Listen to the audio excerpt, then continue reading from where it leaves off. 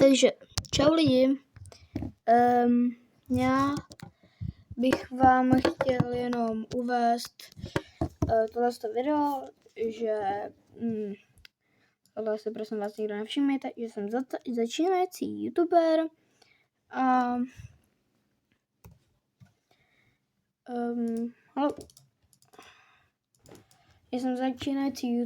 a chtěl bych vám prosím, aby jste mi